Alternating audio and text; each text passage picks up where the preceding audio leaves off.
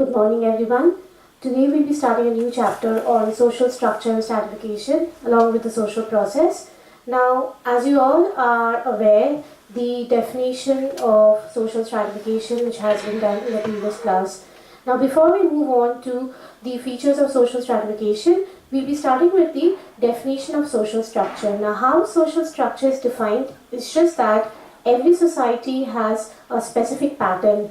Every society is organized in a specific pattern, and when there is proper arrangement and order in the society, that means that the social structure of the society is functioning in a proper manner.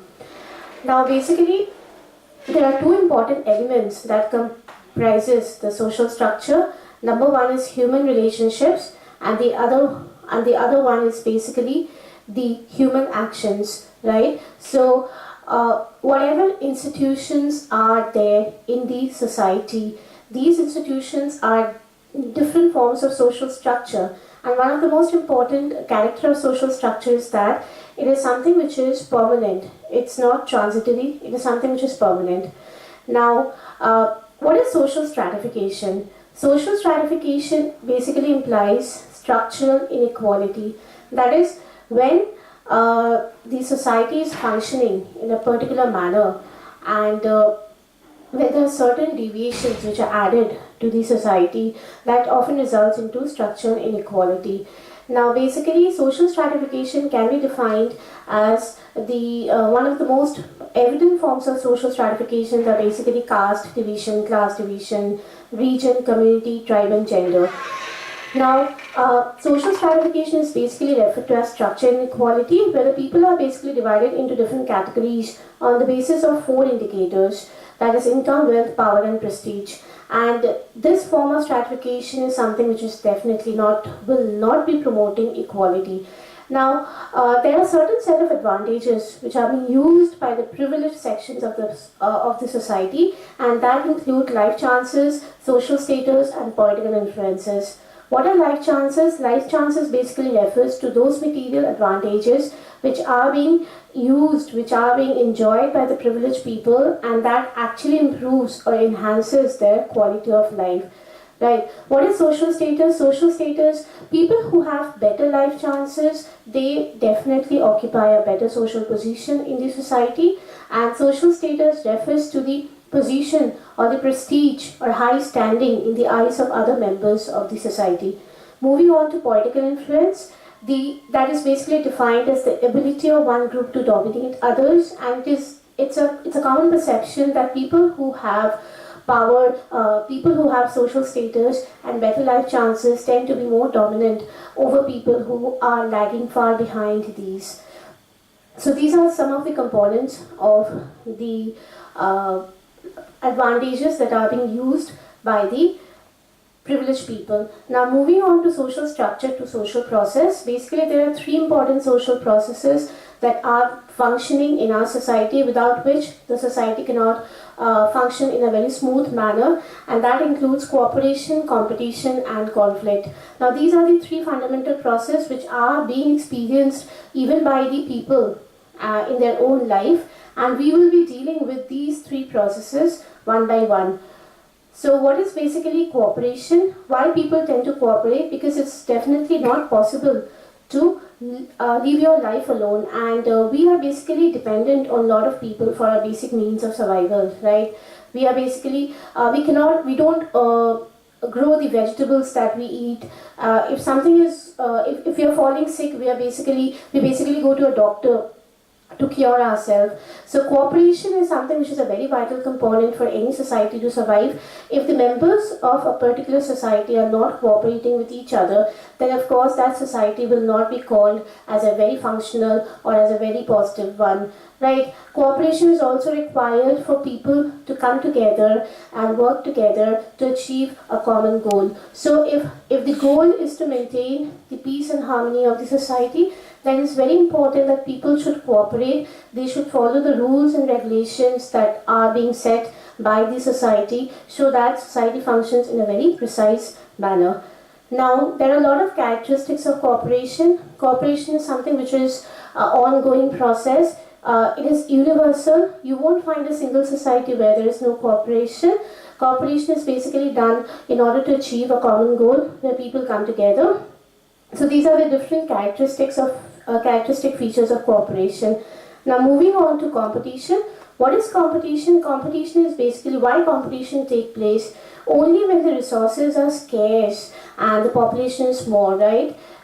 It is again defined as one of the most universal process that is found in almost all societies, and people compete in order to get hold of these scarce resources. What are the scarce resources? It's food, shelter, power, money, etc. These are some of the scarce resources that people are basically fighting for.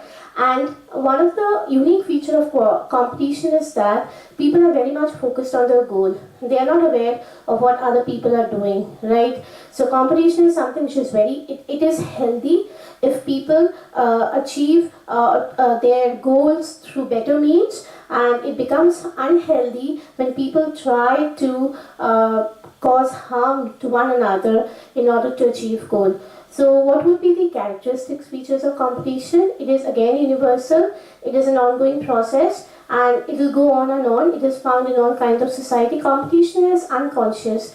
That is, you're not aware of the other competitors who are also fighting for the same kind of resources. I'll just give you an example.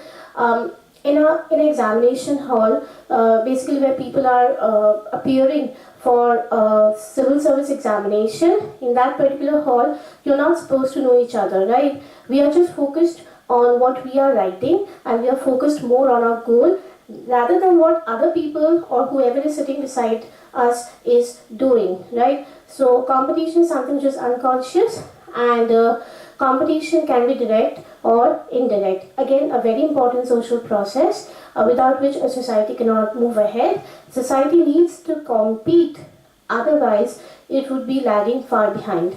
The last social process that we will be discussing about is conflict. Now, how do you define conflict? In competition, the people are more focused on the goal rather than what other people are doing. Now, conflict is exactly opposite. In conflict, people are more focused on what other people are doing rather than on their goal, right?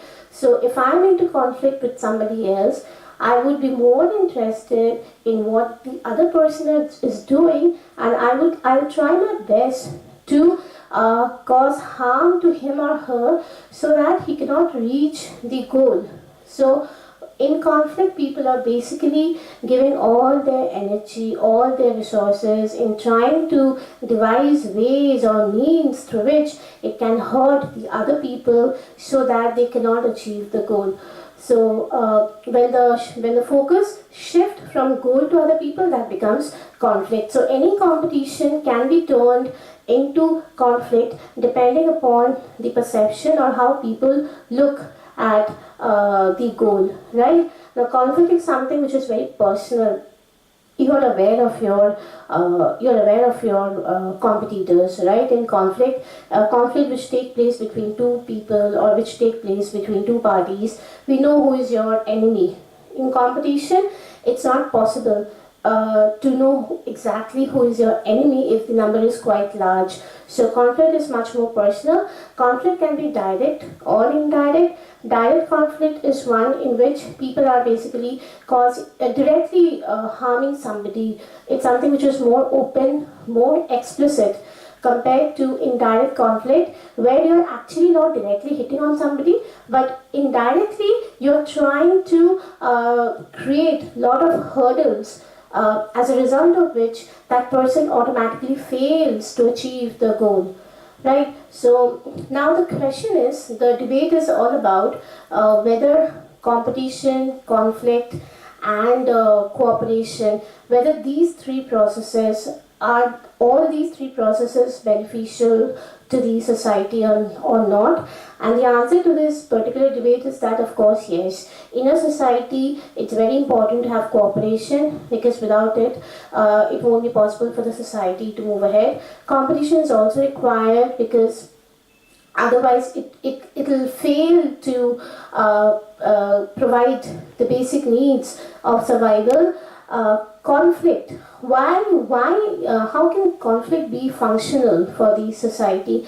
Now, if I look at conflict from a different perspective, I find that conflict, one is that you're hitting somebody, you're causing harm to somebody. So, another perspective of conflict can be differences in the opinions, right? I might not agree to somebody's opinions or somebody's ideas, or he might not agree to mine. But when there is a friction of ideas, that can result into a newer one, a new innovative idea, right? So in this sense, conflict is also very important, because conflict can give result to innovative ideas, and through which the society can definitely enhance and develop and grow more. Right. Another reason why conflict is important is that otherwise, if the society is not able to protect herself, then it will be destroyed by foreign powers or something. So basically, that is why conflict is very beneficial. And these are the three processes which are consistent in every society, and as long as human society is existing, is surviving, these three processes will continue and will remain so. Even if I look at a very micro level, even in our lives, we also go through these kind of processes, right? We also cooperate with people because we have certain goals that we can achieve, that we have to achieve, and it's not possible if we do it alone. There's a sense of competition, because if I give you a very small example, in a classroom, during examination, there is always competition that is going on amongst the students in that particular class, and that is healthy as long as one is staying within the limit. But the moment one crosses the boundaries of healthy competition, it becomes a conflict. Similarly, conflict is also there. We do indulge ourselves into a lot of unfortunate events or circumstances, and often for our personal growth and satisfaction, we often tend to kind of try to violate the rights of others or cause harm to others, right? So this was all about the social process, and it's very important to have an idea of the social structure and the social process that is persisting in our society, because it's all about understanding your society, and if you're not being able to understand your society, it's very impossible for the sociologist to do a proper analysis.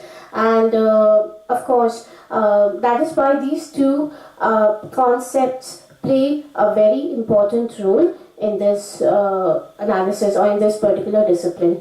Thank you so much.